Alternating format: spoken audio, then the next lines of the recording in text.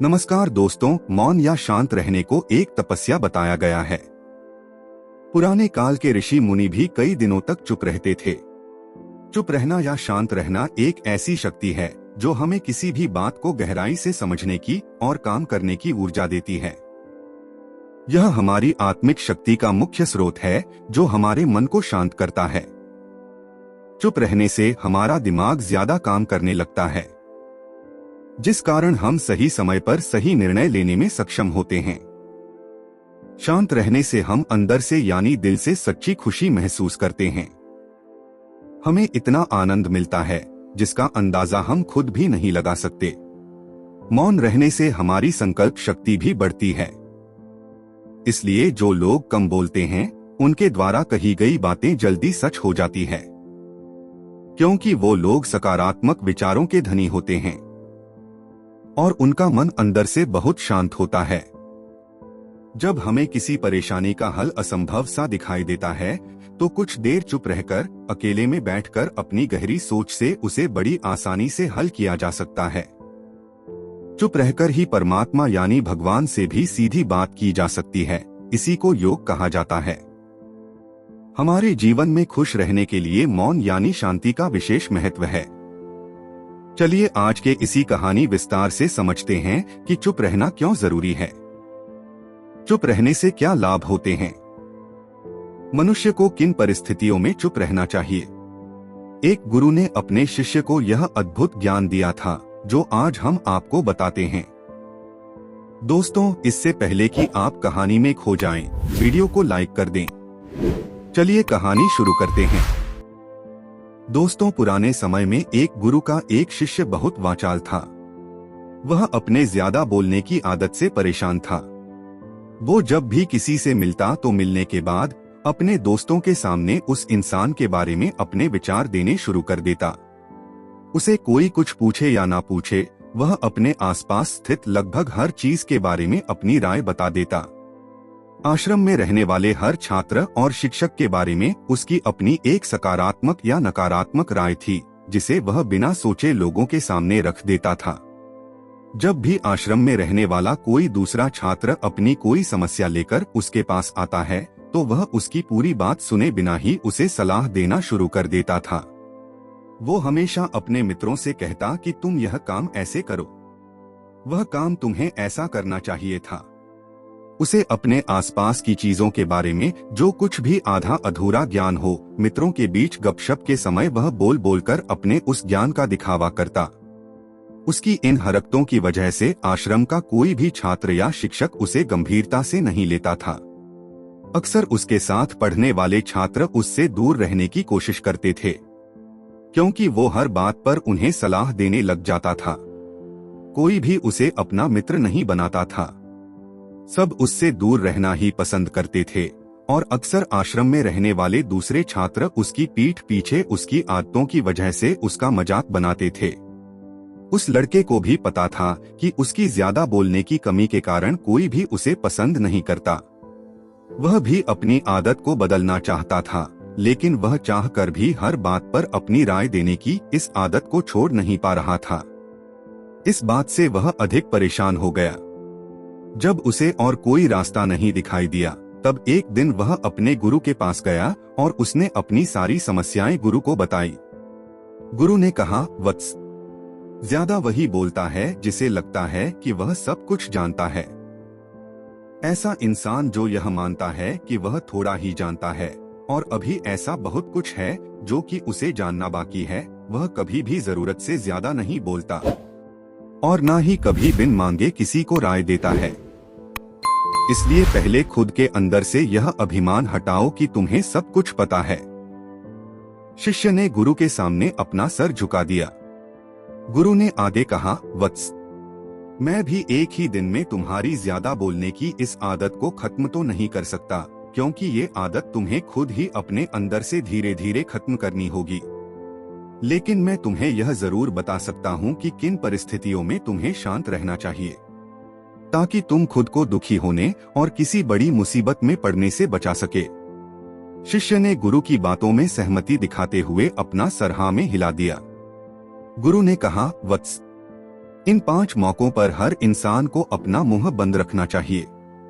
पहला, जब तुम्हें लगे कि कोई तुम्हारी भावनाओं को तुम्हारे शब्दों से नहीं समझ सकता, उस समय तुम्हें चुप रहना चाहिए।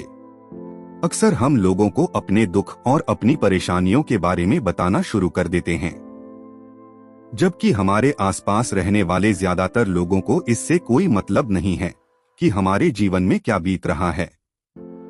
हर इंसान को केवल खुद से मतलब है। वह केवल खुद के बारे में बात करना चाहता है। वह केवल खुद की तारीफ सुनना चाहता है।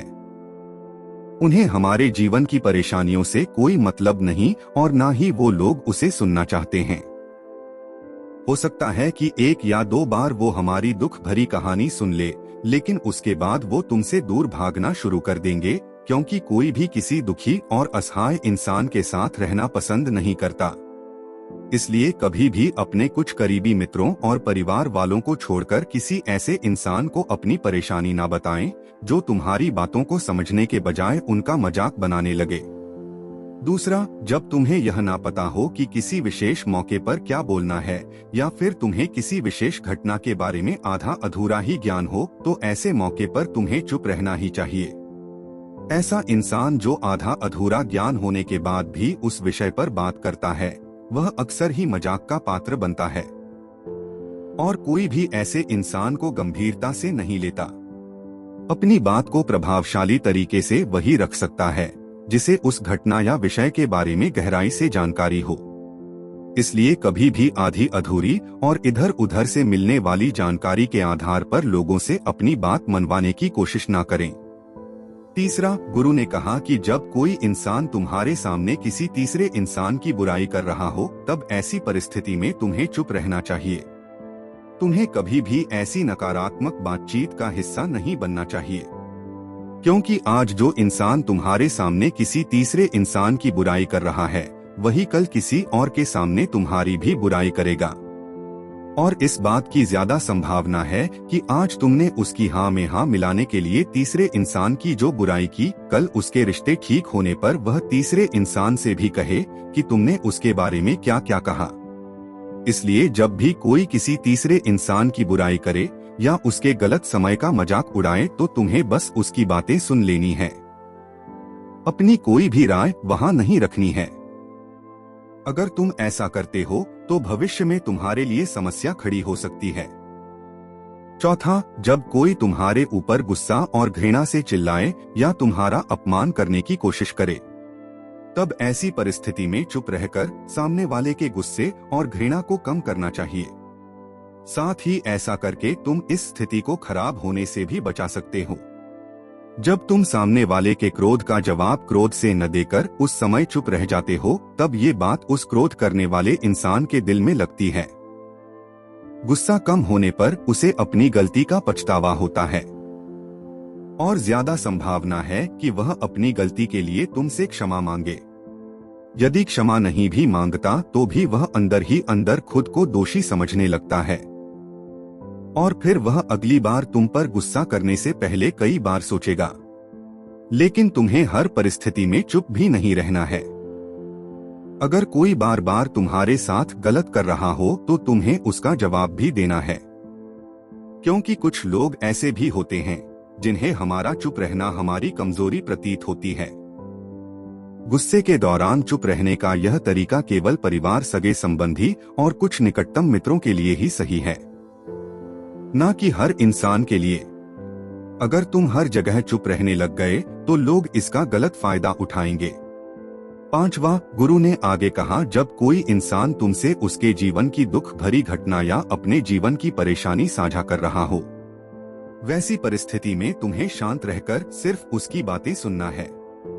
ज्यादातर लोग ऐसे होते हैं कि किसी ने उनके सामने अपनी समस्या सुनाई नहीं कि वो उन्हें समाधान देना शुरू कर देते हैं, जबकि जब कोई इंसान हमसे अपनी परेशानी साझा कर रहा होता है तो वह हमसे किसी सुझाव की उम्मीद नहीं करता। वह बस यह चाहता है कि हम उसकी पूरी बात ध्यान से सुन लें, क्योंकि जब हम किसी की परेशानी को ध्यान से पूरा सुन लेते हैं तो उस इंसान को एक आंतरिक शांति की अनुभूति होती है। उसे ऐसा लगता है कि चलो किसी ने तो हमारी बात को समझा।